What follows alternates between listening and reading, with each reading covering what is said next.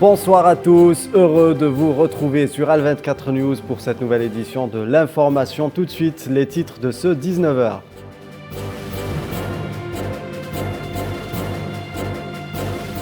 L'ONU rappelle à l'ordre Madrid suite à son revirement quant à la question sahraoui. L'Union européenne qui emboîte le pas à l'ONU. De son côté, le président sahraoui dénonce la machination.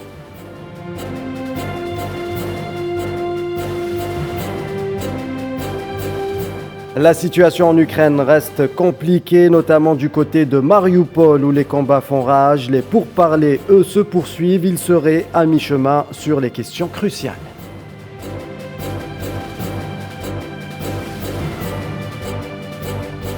Riyad qui réagit au lendemain des attaques des Houthis contre des installations stratégiques en Arabie Saoudite. Le royaume qui se dégage de toute responsabilité en cas de perturbation d'approvisionnement en or noir des marchés internationaux.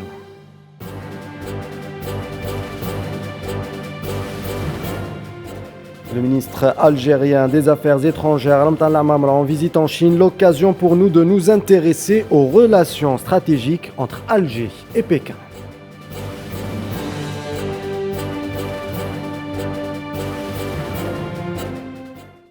Le changement controversé de la position de l'Espagne à l'égard de la question portant décolonisation du Sahara occidental a suscité une vive réaction de l'Organisation des Nations Unies qui a rappelé à l'ordre Madrid tout en réitérant que ce conflit doit être résolu par un engagement total des parties au processus politique facilité par l'ONU.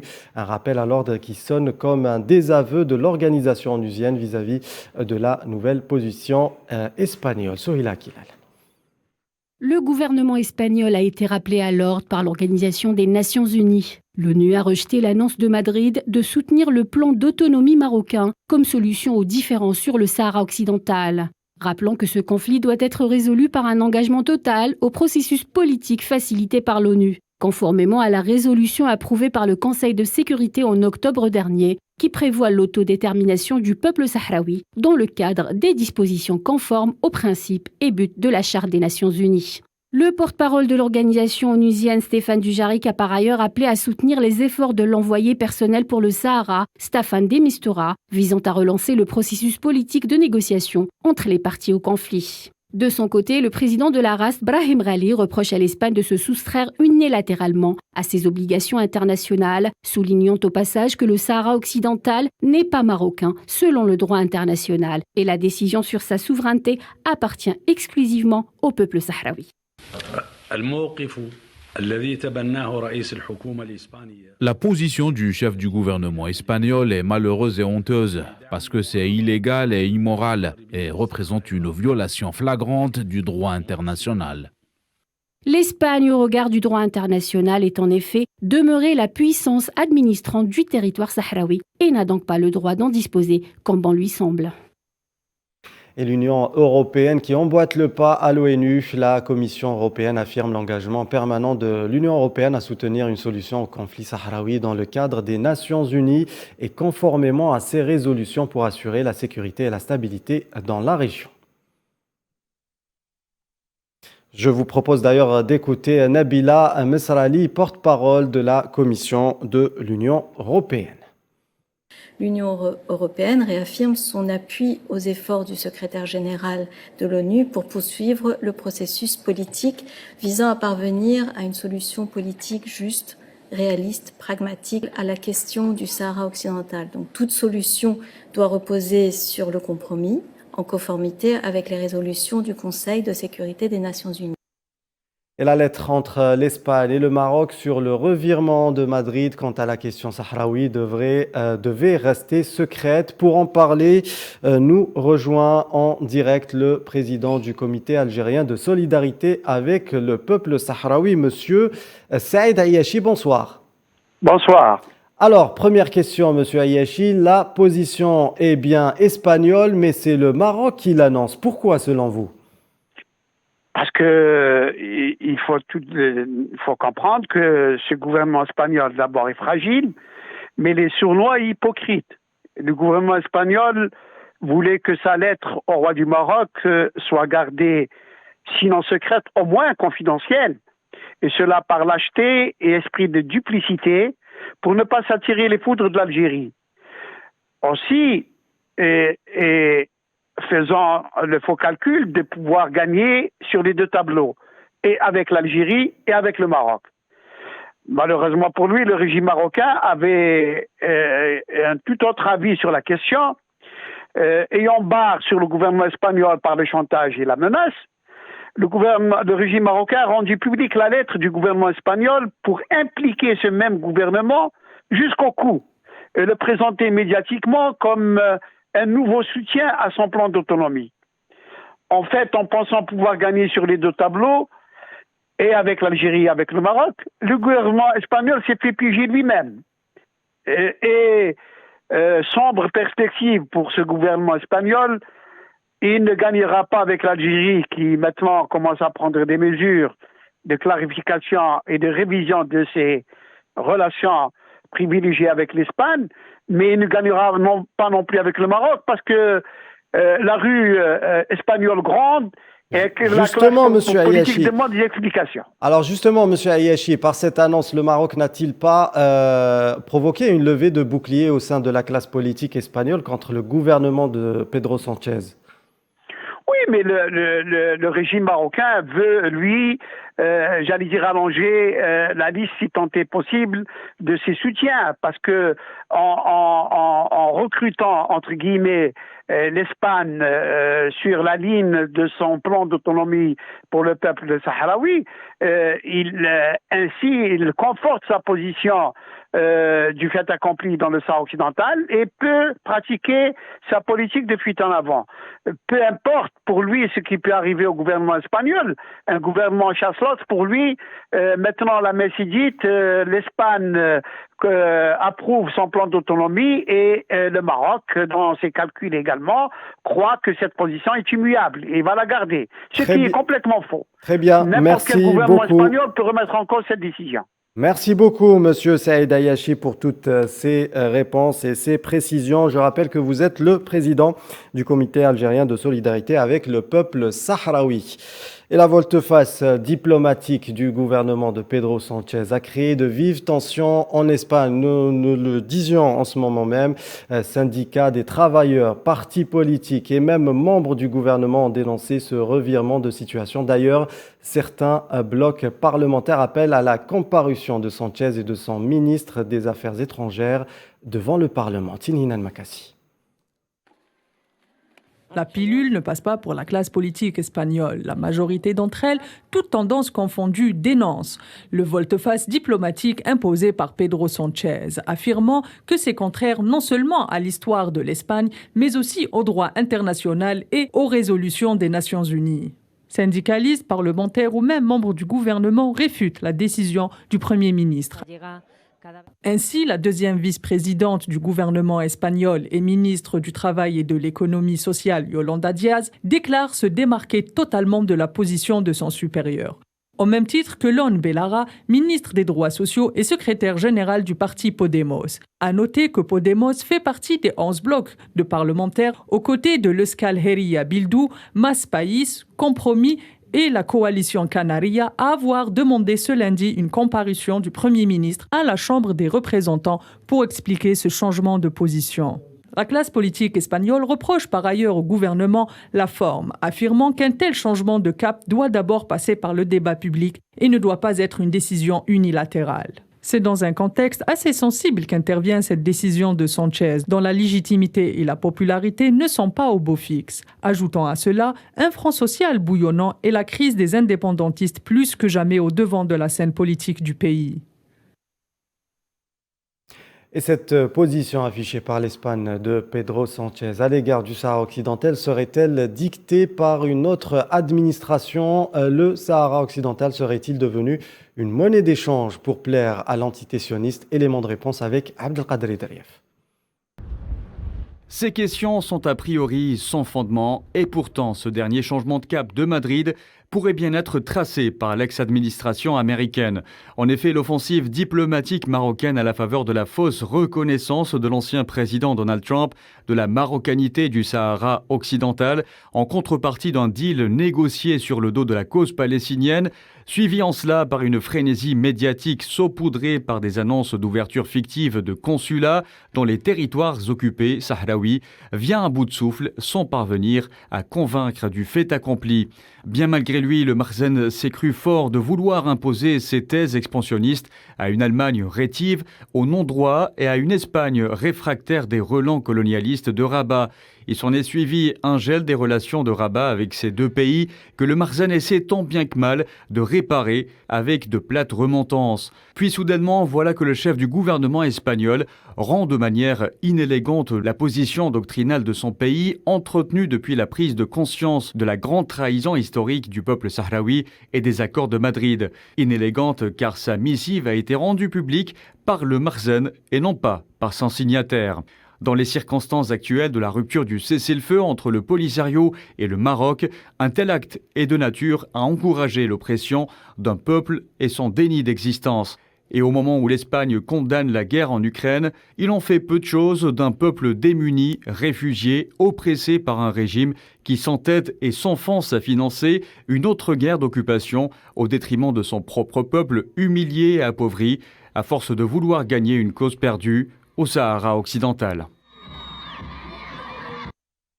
Pedro Sánchez qui s'est rendu ce lundi en France, il a été reçu par le président français Emmanuel Macron afin de discuter, de s'accorder sur des solutions efficaces à la flambée des prix de l'énergie liée à la guerre en Ukraine, à l'approche d'un sommet européen qui sera en partie consacré à cette question.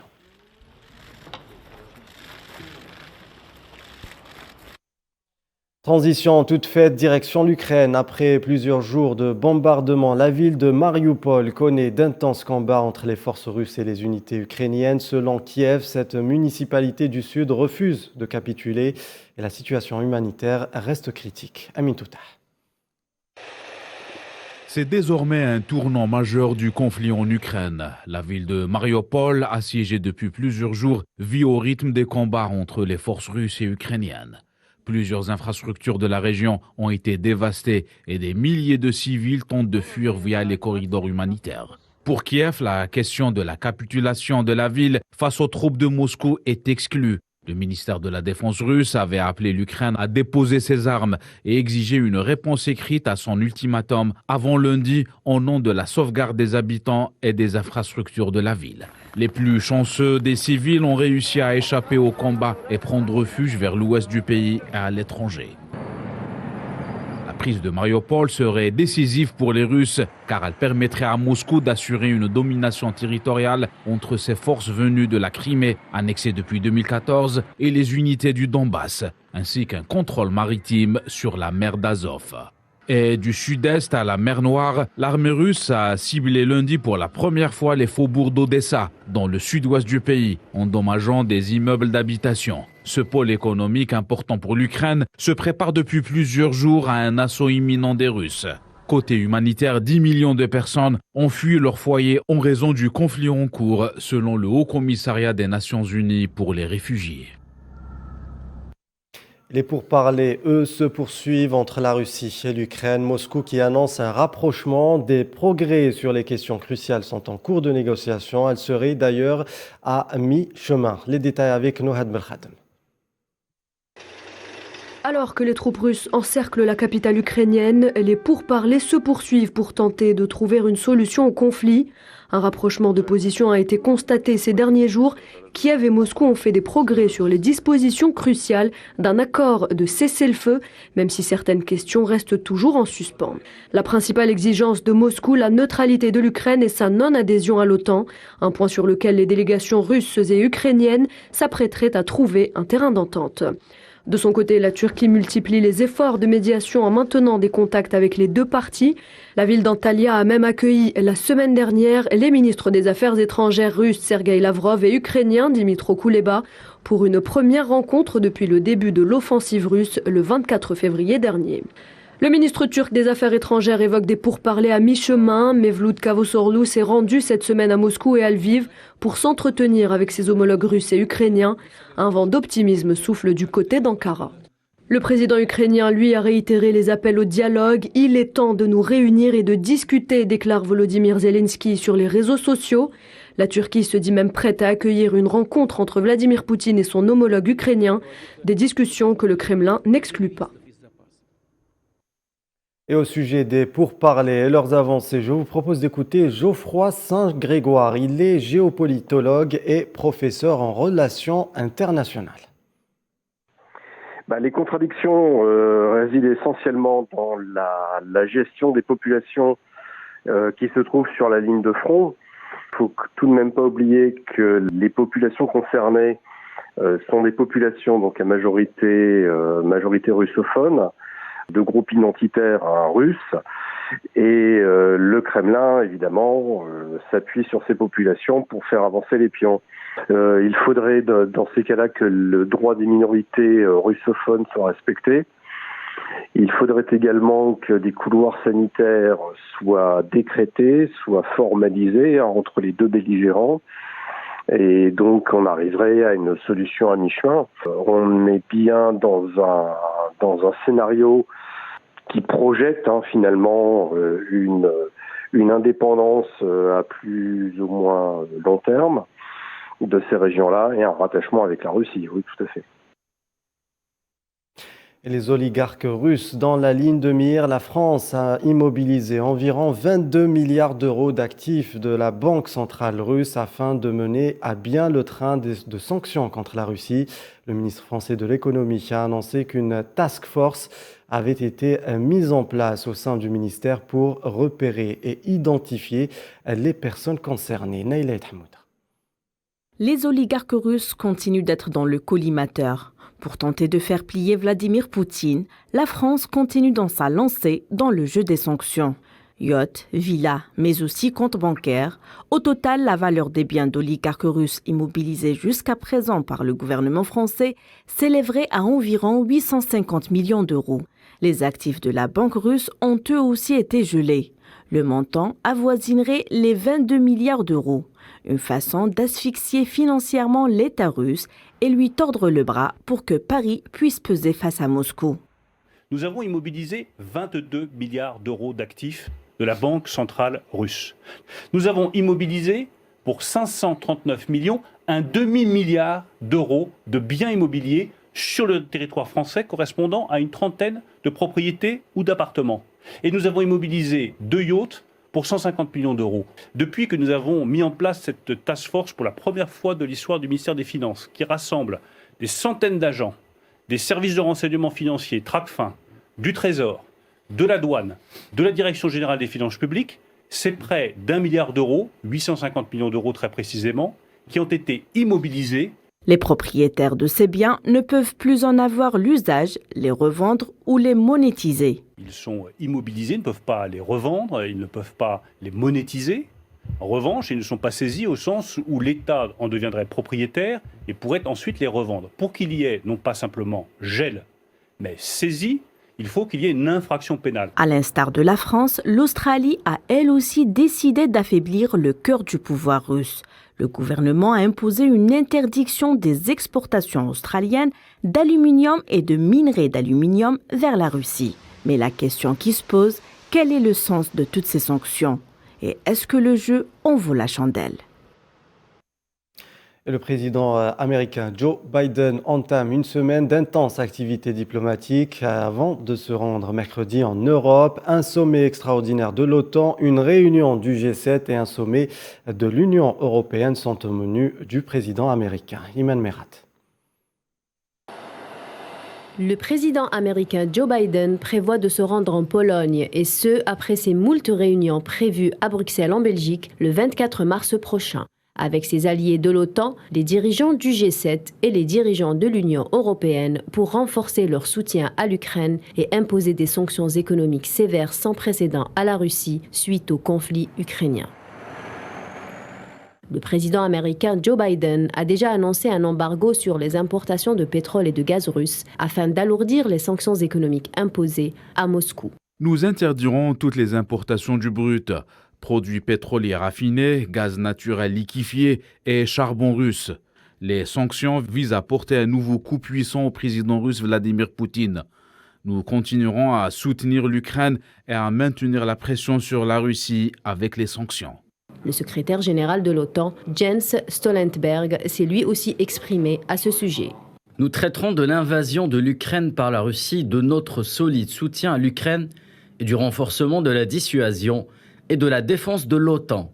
En cette période critique, l'Amérique du Nord et l'Europe doivent continuer à se tenir ensemble. De son côté, Kamala Harris s'indigne que l'Ukraine ne fasse pas partie de l'OTAN et affirme le soutien inconditionnel des États-Unis à la cause ukrainienne. Le vendredi 25 mars, le président Biden se rendra à Varsovie, en Pologne, où il tiendra une réunion bilatérale avec le président Andrzej Duda pour discuter de la réaction du front occidental quant à la crise humanitaire issue du conflit russo-ukrainien.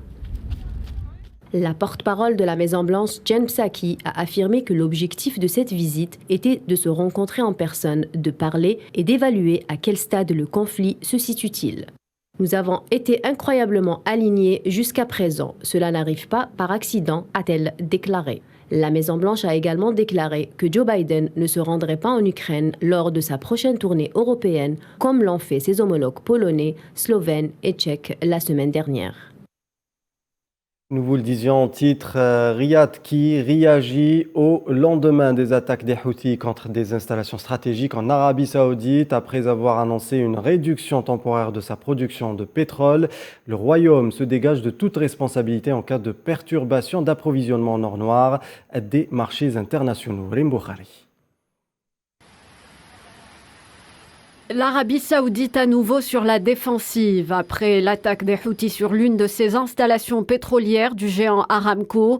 Riyad a dans un premier temps annoncé une réduction temporaire de sa production pétrolière avant de monter au créneau en s'adressant cette fois-ci à la communauté internationale. Ce lundi, dans un nouveau communiqué publié par le ministère saoudien des Affaires étrangères, Riyad évoque les répercussions de ces attaques sur le marché pétrolier. Le Royaume d'Arabie Saoudite ne sera pas responsable d'une éventuelle baisse d'approvisionnement en pétrole sur les marchés internationaux sur fond d'attaque contre ces installations pétrolières. Et sur fond d'attaque, l'Iran représente toujours un véritable danger. Selon l'Arabie Saoudite, le communiqué l'évoque. À cet effet, des messages clairs ont également été envoyés à la communauté internationale. La communauté internationale doit prendre conscience du danger que représente l'Iran qui continue de livrer des missiles balistiques et des drones aux Houthis, n'hésitant pas à cibler les installations de production des hydrocarbures dans le royaume. Cela ne sera pas sans conséquence sur la capacité du royaume à honorer ses engagements et menace sérieusement la sécurité et la stabilité des approvisionnements énergétiques sur les marchés internationaux. Pour rappel, l'Arabie Saoudite joue un rôle central sur les marchés pétroliers dans un contexte géopolitique particulièrement tendu où chaque acteur tente de se positionner. Tous les coups sont permis. Il faut savoir que les Houthis ont récemment été rayés de la liste noire américaine et l'Iran n'a jamais été aussi proche d'un accord sur son programme nucléaire avec les Occidentaux.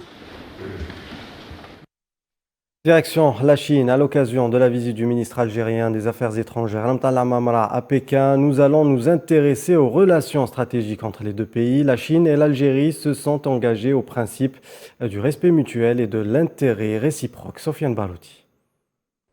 Lors de la visite de travail et d'amitié qu'a effectué le chef de la diplomatie algérienne en République populaire de Chine du 19 au 21 mars, les deux parties ont procédé de manière approfondie à un échange de vues sur l'état des relations bilatérales ainsi qu'à l'examen des questions régionales et internationales d'intérêt commun. Dans une déclaration commune, les deux parties ont mis en exergue, je cite, la profondeur historique et le caractère stratégique global des relations algéro-chinoises.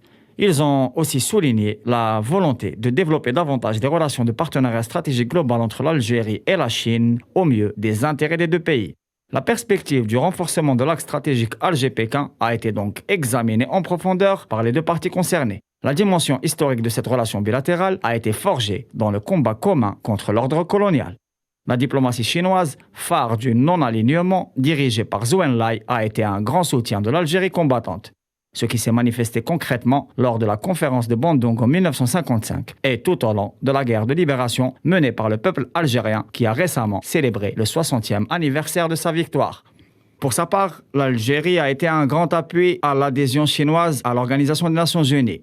Et les deux pays sont des pôles du mouvement des pays du tiers-monde incarné par le groupe des 77. Le lien entre Alger et Pékin comporte donc une dimension de profondeur géopolitique qui se manifeste par le partage des grands principes et par la volonté de construction d'un monde multipolaire.